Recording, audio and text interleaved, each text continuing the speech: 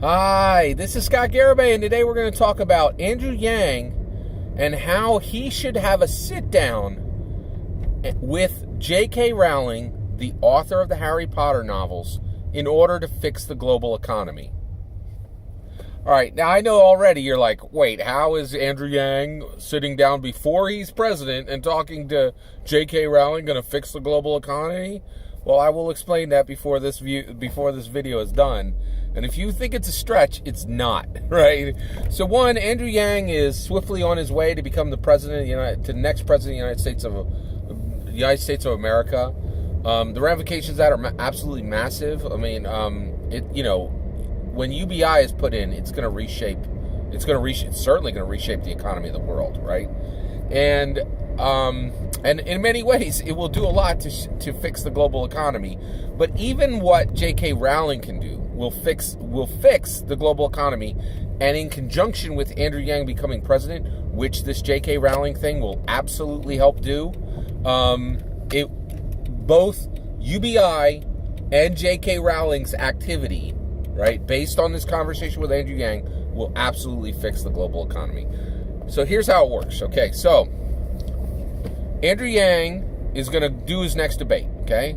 He should go ahead and do his next debate, knock it out of the park in his next debate, and then immediately, once he knocks it out of the park in the next debate, he should, on a global international stage, right, when they have him on CNN or anything like that, he should say, well, I have a plan to fix the global economy, and all I need to do to fix the global economy is talk to JK Rowling, the author of Harry Potter books. We're like, what? What did you just say? Right? He goes, yeah, it's important. And I would really like just a half an hour to sit down with JK Rowling and talk to her in private. Right? And that's it. Right? So he just says, hey, I want to do this. Right? Now, why would JK Rowling talk to Andrew Yang? Well, here's why. She's absolutely incented to talk to Andrew Yang. One, J.K. Rowling is a billionaire. She made literally billions of dollars. There was a point where she was literally richer than the Queen of England, right? I think she's given a lot of that away to charity, but she literally had to give money away to charity to make sure she wasn't like one of the richest people in the world, right? She didn't want to be on those lists, right? So one, J.K. Rowling is incredibly liberal, and so that would mean that she would be much more likely, like J.K. Rowling Trump could not get her to talk to him, period. But Andrew Yang is coming from the Democrat side, and J.K. Rowling, I think, would consider this, right? The other thing is, I think J.K. Rowling was on the dole when she wrote Harry Potter, right? So there was a point where she was poor, right? And where she needed government assistance. Andrew Yang is offering $1,000 a month, right, to every American to establish a European-type safety net, right? So again, good, solid reason why J.K. Rowling would sit down with him, right? Another reason why J.K. Rowling would sit down with him is timing. The timing is excellent. J.K. Rowling is really feeling it right now. She's very upset and she's hurt. Why is J.K. Rowling upset and hurt? Because her nation just elected their own Trump. It's exactly what Boris Johnson is, and they're about to hard Brexit, right? Like, so the reality is J.K. Rowling now is in a position to help choose the next president of the United States of America. Why would she pass that up, right? And the reality is, and the other thing is, she's really smart, and I think she would realize she has a responsibility to do this. No billionaire has the ability to not discuss things with global politicians. And the reason why is, if you are a billionaire, that means people from every continent on this planet have given you money, right? And so you are a global citizen at that point, and it is absolutely your duty to sit down with world leaders. And I think that J.K. Rowling is a woman who has honor, has respect, understands her place as a global citizen. And if Andrew Yang, who's running for president, right, in the United States of America, in a time where England just elected their own Trump, right, and J.K. Rowling's like, oh, I could do something to maybe swing the election in America in a positive way, completely legally, right, like, and there's no vote shifting or anything here, then yes, she's going to take that opportunity. So I think there's a very high probability she will sit down with Andrew Yang. what does Andrew... So Andrew asks. JK Rowling says yes, right? Andrew Yang gets on a plane, flies to London, meets wherever she wants in a nice private room, and they talk for 30 minutes. This is what Andrew Yang says. He says, listen, JK, your books were amazing. In America, they were a phenomenon. Parents took their kids to midnight book parties. It had never happened before, and it has never happened since. Your books were an international success, and they drove literacy at a rate higher than any fiction book in history. They were unprecedented. And then, in addition to that, they made billions of dollars at the box office. Okay? All right. So he acknowledges who she is and what she's accomplished, right? But then he says, but listen, currently, right now, everybody in the world wants sequels. Nobody wants the prequels, right? I understand that you're trying to get these prequels to go. They're not making billions of dollars. They're making hundreds of $1 million. Nobody really likes prequels because prequels are trapped stories. Everybody knows that nothing's going to happen to Dumbledore in these stories. Every character in these stories that everybody cares about, absolutely, they will not get an even scratch on a single finger because we all know they're going to show up in the books. So nobody likes these prequels. Everybody wants a sequel. But I, Andrew Yang, know you, JK Rowling, does not want to write sequels to Harry Potter, right? So what I'm asking you, Andrew Yang, to JK Rowling is please select a talented POC author and then authorize that POC author to write a 7-book sequel to the Harry Potter series. There will now be a sequel. These will be a layup to get movie deals, and the whole thing starts over again. The midnight book parties start over again. Print media starts going crazy again, and the movies can start making billions of dollars because everybody wants to see what happens with Harry Potter. But I know you, J.K. Rowling, absolutely do not want to write that sequel because you spent a huge portion of your life, right? Now, this cost you nothing to do, right? Because you're already a billionaire. You literally don't need the money. There's still money flowing in from your books.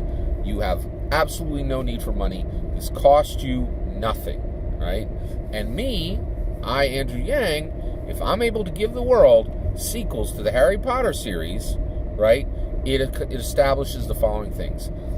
It returns an exuberant literacy to the young people of the world, and it returns us to midnight book parties, and it fixes the multi-billion-dollar industry of movies, which is broken and desperately needs the success of the Harry Potter sequels, not prequels. Nobody wants the prequels.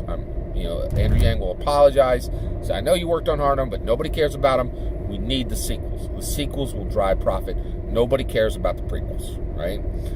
And the thing is, and now, how will this fix things? Well, so that's the ask, right?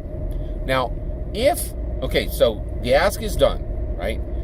If J.K. Rowling says yes, how does this fix the global economy? I'm going to tell you how it fixes the global economy. Global economy is tied to American dollars. The global economy is tied to American success. If America's up, the whole world's up. And if America's down, the whole world is down. Right? That's like the U.S. dollar is literally the currency of safety, right? Even when Donald Trump rattled the entire cage, right? And did steel tariffs, which upset the entire world. The entire world still bought the U.S. dollar and surged its value based on a negative input. Like, the U.S. dollar is incredibly powerful, right?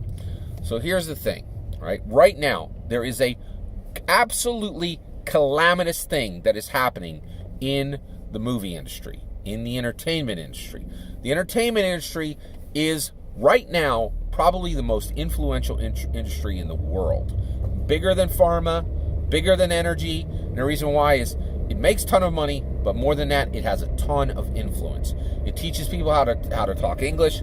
It determines what ethics are going to be, it determines ethics, it determines morality, it determines all kinds of aspects of politics, culture, and society.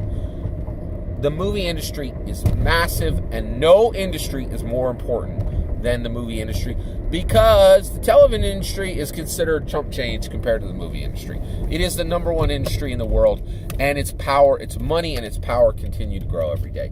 And there is a massive problem that is emerging literally this year that has very much, in many ways, broken the movie industry, right? Which, in my opinion, is the main driver for the global economy. It is the most exciting thing, the most growing and exciting and dramatic, like, economic factor that exists, right? So what's happening right now? Disney is a massive problem. It cannot be understated how bad this Disney problem is. Let me give you the numbers. Right now, in America, every single movie that Disney, the Disney studio, has released this year has made $1 billion or more. Every single one, right? It is absolutely incredible. It is Endgame. It is Lion King. It is Aladdin. It's Marvel. It's Toy Story 4. That is 5 movies, all that have made $1 billion. That's not the only thing. Endgame is the most successful, the highest paid movie in the history of mankind. It has broken every single record, right? Like, as far as top dollar, right? So, Endgame became the number one grossing movie in history this year, okay? Now, Disney has 5 $1 billion plus movies this year, okay? Disney alone, they have 2 more $1 billion movies coming. Frozen 2 and Star Wars 9, okay? So that means when this year is over, Disney will have 7 $1 billion movies. Now, right now, Disney has 5 $1 billion movies. Guess how many movies there are that have been made without Disney's help by all the other movie studios combined that have made $1 billion this year? 0. The only one that comes close is Sony's Spider-Man Far From Home, and guess what? Disney made it. Right? Disney was all up in the mix, literally a partner, right? So that means that Disney has 5 $1 billion movies, and every other movie studio in America and in the world has produced 0. This is broken. This is broken. And I'll tell you right now, how dare Elizabeth Warren talk about breaking up Amazon and Facebook when Disney is stealing the world and she hasn't even whispered their name. It's ridiculous, right? So this is a problem, right? Disney is winning it. By the way, Disney is about to do Disney Plus, and they could literally drive Netflix out of business within a year or two, right? Netflix right now is a ghost town. What can you even watch? No one, like, I wouldn't sell my childhood movies to Netflix right now. Nobody will sell them anything because everybody is setting up a streaming service to go against them. And Disney Plus, right? I just paid $140 for 3 years of Disney Plus. I'm already signed up, right? Like, and everybody's going to sign up for this. It's crazy, right? Disney is winning the world, right? So much so that they have shut down every other movie studio, bar none. This is a massive problem. Now, Disney's got it all. They got Marvel. They got Star Wars. The MCU is the most successful movie series in history, and Star Wars is the second, right? Guess what the third is, right? It's Harry Potter. You got it, right? Now, I know Fast and Furious is in the mix, right? But the reality is, even that thing is having a hard time right now, and Harry Potter is in front of it, right? Harry Potter is the key to someone else, a single studio, getting back on the horse and giving competition to Disney, right? This is robber baron material. Like, this is like, I gotta back that up. I can't say that Disney is a bunch of robber barons. I see a ton of Disney movies. I get my dollar's worth, right? But this is starting to approach monopoly status. When you have 5 $1 billion plus movies in a single year, and that is a record, and every other industry combined has 0, that is a problem. That is a major problem. But guess what? If JK Rowling simply selects a POC author and they have a 7-book deal and they start writing those books, we all get to find out what happened to Ron Weasley. We all get to find out what happened to Harry Potter. We all get to find out what happened to Hermione Granger, right? And I will tell you right now, those books will fly off the shelf, preserving print media. There will be midnight book parties again. There will be children reading, right? And there will be a surge in the movie industry, the likes that have never, ever been seen before, right? This is a force of nature. Everyone wants this, and only one person in the world stands in the way, and that's JK Rowling. And you know what she has to give up to let this happen? Nothing, right? She's already a billionaire. She literally doesn't even want the money she already has. This costs her nothing. She fixes the global economy by making a deal with, by literally just doing what Andrew Yang asks, right? And when this thing hits and the whole world goes, oh my gosh, we're getting a Harry Potter sequel because Andrew Yang convinced J.K. Rowling and Andrew Yang choose the next president of America, and that president, J.K. Rowling chooses the next president of America, and that president is Andrew Yang, because the media will not shut up about this. They will go crazy for this. In addition to that, right, this will start what we actually need to happen, which is world leaders sitting down and fixing cultural and societal problems. Right now, we have a bunch of schmucks who want to fix political problems. But the reality is, frankly, in America, we're doing great. We got food, we got we got food, we got clothing. The only shelter problem issue we have, yes, we do have some homeless people, but generally that has nothing to do with homelessness. It's not a lack of houses. It's another problem that's connected to homelessness. Homelessness is not driven by people not having houses. Homelessness is driven by a terrible problem in America that we have that really has nothing to do with homelessness, right? So we've really fixed food, clothing, and even shelter at the macro level is fixed. We still have a problem, right? We're still working on it. But at a macro level, nobody's hungry, right? And the problems we have are cultural and societal. It's not a lack of funds. People aren't, nobody's starving in America, right? Nobody is cold because they ain't got a coat, right? Like, these are problems we've already solved, right? But the reality is we have serious cultural and societal problems, right? And right now, this is a really strange problem. But right now, our entertainment industry, which is the actual American steel, is the industry that actually matters, right, is under siege by Disney, right? And the only thing that has a chance at giving them any real competition is what gave them competition before, Harry Potter, right?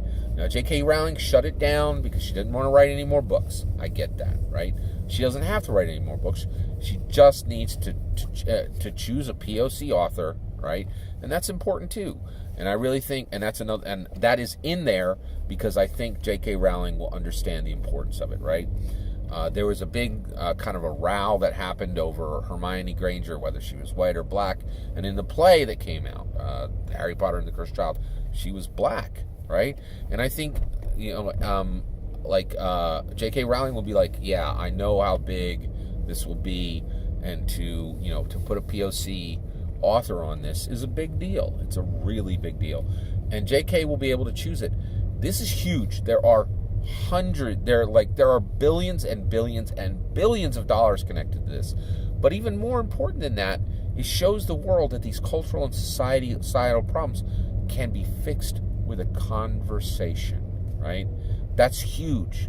That allows us to go forward and fix problems that nobody thought could be fixed, right? I think this is very real. It's a good sound plan. It would work. J.K. Rowling literally has the power to fix the global economy, right? And to choose the next President of the United States of America. I truly think Andrew Yang should pick this plan up, move forward with it, and make this happen. All of that is my opinion. I'd love to hear your opinion. And by the way, who would you choose? What POC author would you choose? Would you hope that JK Rowling would choose to write the Harry Potter sequels? I know my pick, but let me know yours in the comments below. Please consider liking and subscribing, and have a wonderful millennium.